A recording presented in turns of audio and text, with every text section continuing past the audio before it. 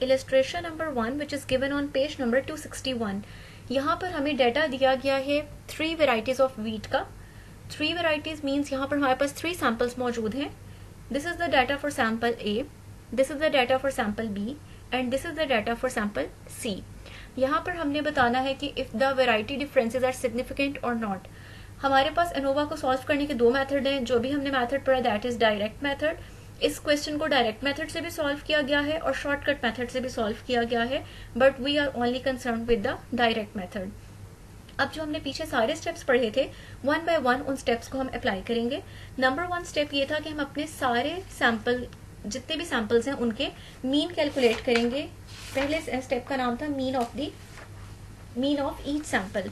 तो हम क्या करेंगे, अपना सैंपल 1 जो कि सैंपल ए है, इसका हम मीन कैलकुलेट करेंगे. इन सारी वैल्यूज को हम सम करेंगे और टोटल 4 से डिवाइड कर देंगे. हमारे पास सैंपल 1 का मीन आ जाएगा. सेकंड हम क्या करेंगे, सैंपल बी जो दूसरा सैंपल है उसकी तमाम वैल्यूज को सम करेंगे, नंबर ऑफ आइटम्स पे डिवाइड करेंगे. हमारे पास सैंपल 2 के लिए मीन आ जाएगा. थर्ड हम क्या करेंगे, अपने सैंपल सी के लिए तमाम वैल्यूज को सम करेंगे और नंबर ऑफ आइटम्स पे डिवाइड करेंगे. हमारे पास इसका मीन आ जाएगा. सेकेंड स्टेप था मीन ऑफ सैंपल मीन्स. उसमें हमने क्या करना था, जितने हमारे पास मीन आए हैं, एक ये मीन आया है, एक ये वाला मीन आया है और एक ये वाला मीन आया है. सेकेंड स्टेप में हमने क्या करना है, अपने इन तीनों मीन्स को, जितने मीन्स आए हैं उनका हमने अगेन मीन ले लेना है. तो इसके लिए हम क्या करेंगे, इन तीनों को सम करेंगे और चूंकि हमारे पास 3 मीन है तो हम किस पे डिवाइड कर देंगे, 3 पे डिवाइड कर देंगे. तो ये हमारे पास जो सैंपल 2 से आएगा, it will be the mean of the sample mean. इसको हम किससे रिप्रेजेंट करेंगे, x डबल बार से. Next we have step number 3. Step number 3 में हमें कैलकुलेट करना है sum of square for variance between samples. जिसके लिए हमने क्या पढ़ा था कि हम अपने सैंपल 1 का मीन हमारे पास 6 था, उसमें से हम सब्ट्रैक्ट करेंगे mean of the sample mean जिसकी वैल्यू हमने यहाँ निकाली थी 5. इसका हम लेंगे स्क्वायर और उसको मल्टीप्लाई कर देंगे 4 से. 4 यहाँ पर क्या है, n1 की वैल्यू है. n1 रिप्रेजेंट कर रहा है पहले सैंपल के अंदर नंबर ऑफ आइटम्स को, प्लस उसमें हमने ऐड करना है n2 की वैल्यू. n2 रिप्रेजेंट कर रहा है सैंपल नंबर 2 के अंदर नंबर ऑफ आइटम्स. तो सैंपल नंबर 2 के अंदर भी टोटल नंबर ऑफ आइटम्स कितने हैं, 1 2 3 4, तो उसकी वैल्यू आ जाएगी 4. x2 बार रिप्रेजेंट कर रहा है सैंपल 2 के मीन को, उसकी वैल्यू आ जाएगी 5, माइनस x डबल बार रिप्रेजेंट कर रहा है mean of the sample mean जिसकी वैल्यू हमने कैलकुलेट की है 5, और अकॉर्डिंग टू दी फॉर्मूला हम यहाँ पर क्या पुट कर देंगे, स्क्वायर आ जाएगा. प्लस 4 हमारे पास क्या है, n3. हमारे पास सैंपल नंबर 3 के अंदर भी नंबर ऑफ आइटम्स कितने हैं, टोटल 4 हैं. तो हमारे पास n3 की वैल्यू आ जाएगी 4. x बार 3 रिप्रेजेंट कर रहा है सैंपल नंबर 3 के मीन को जो कि हमने 4 निकाला था, माइनस x डबल बार रिप्रेजेंट कर रहा है mean of the sample mean जिसकी वैल्यू क्या थी, 5 थी, होल स्क्वायर आ जाएगा. इन सबको जब हम सिंप्लीफाई करेंगे तो हमारे पास एस बिटवीन की वैल्यू आ जाएगी 8. स्टेप नंबर 4 ये था कि हम मीन स्क्वायर बिटवीन सैंपल्स निकालेंगे. Mean square MS between sample हम कैसे कैलकुलेट कर रहे थे, जो हमारे पास एस बिटवीन की वैल्यू आई थी हम उसको डिवाइड कर देते हैं degree of freedom between the samples, और degree of freedom between the samples क्या है, k-1.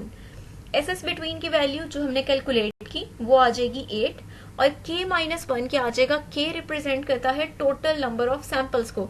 तो टोटल नंबर ऑफ सैंपल कितने हैं, एक सैंपल A, दूसरा B, तीसरा सैंपल C. तो हमारे पास टोटल नंबर ऑफ सैंपल्स कितने हैं, 3. तो हमारे पास k की वैल्यू आ जाएगी 3 माइनस 1. जब आप इसको सिंप्लीफाई करेंगे ये 2 आ जाएगा, 8 डिवाइडेड बाई 2. तो हमारे पास ms बिटवीन सैंपल्स की वैल्यू आ जाती है 4. Next step number 5. अब हमने कैलकुलेशंस करनी है विद इन सैंपल्स के लिए, और उसके लिए हमने सबसे पहले कैलकुलेट करना है sum of square for variance within sample. इसके लिए हमने क्या पढ़ा था कि हम अपनी हर इंडिविजुअल वैल्यू को उसी सैंपल के मीन में से सब्ट्रैक्ट करेंगे, उसका स्क्वायर लेंगे और इस तरह की तमाम डेविएशंस को हम सम कर लेंगे. तो सबसे पहले हमारे पास आ जाता है सैंपल नंबर 1 को देखते हैं. सैंपल नंबर 1 की हमारे पास जो पहली वैल्यू थी वो हमें दी गई थी 6. उसमें से हमने सब्ट्रैक्ट करना है इसी सैंपल के मीन को और उसका हमने ले लेना है स्क्वायर. प्लस हमारे पास इसी सैंपल की दूसरी वैल्यू थी 7.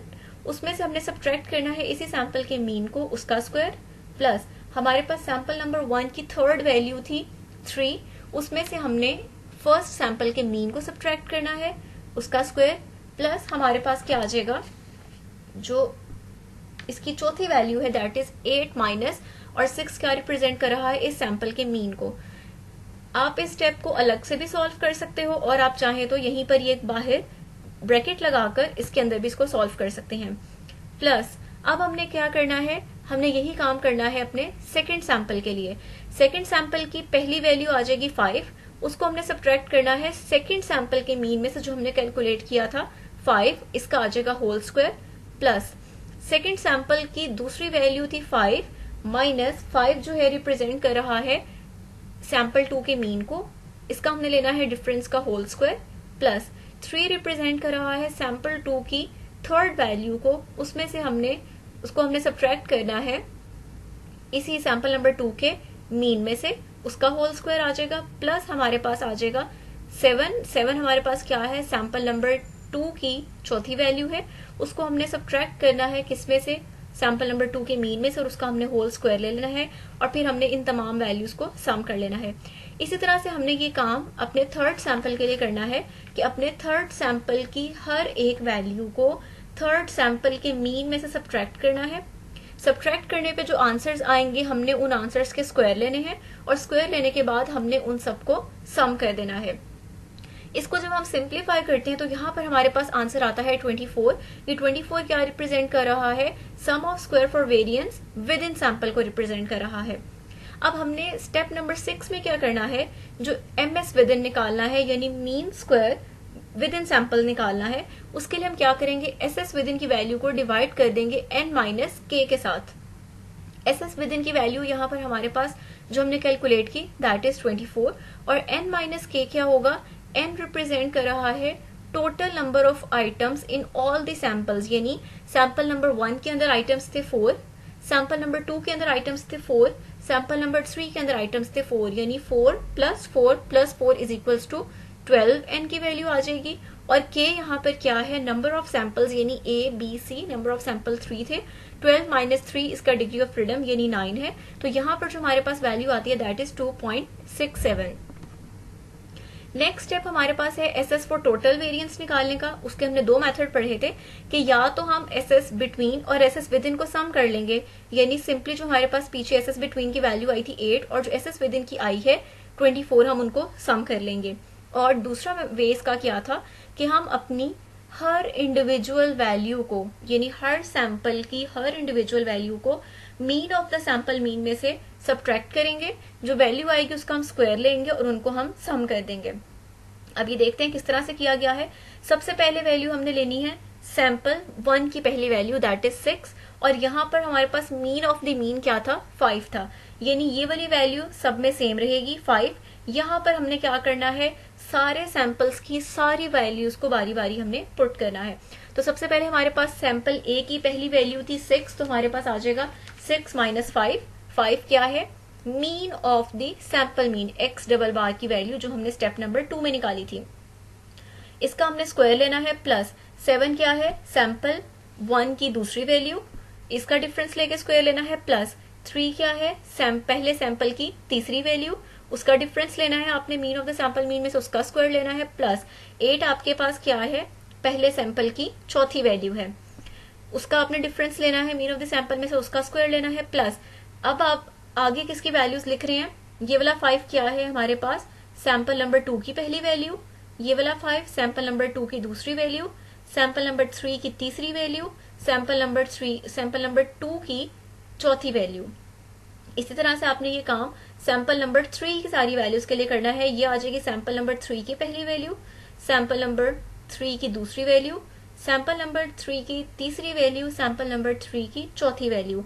इन शॉर्ट हमने क्या किया, अपने तमाम सैंपल्स की हर एक वैल्यू को मीन ऑफ द मीन में से सब्ट्रैक्ट किया, जो आंसर आया सब्ट्रैक्ट करने पर उनके हमने स्क्वायर्स लिए, और उन स्क्वायर्ड वैल्यूज को हम अगर सम कर दें तो जो हमारे पास आएगा that will be S S for total variance. इस स्टेप से जो S S for total variance आता है it should be equal to the S S for total variance which can be calculated by taking the sum of S S between and S S with in.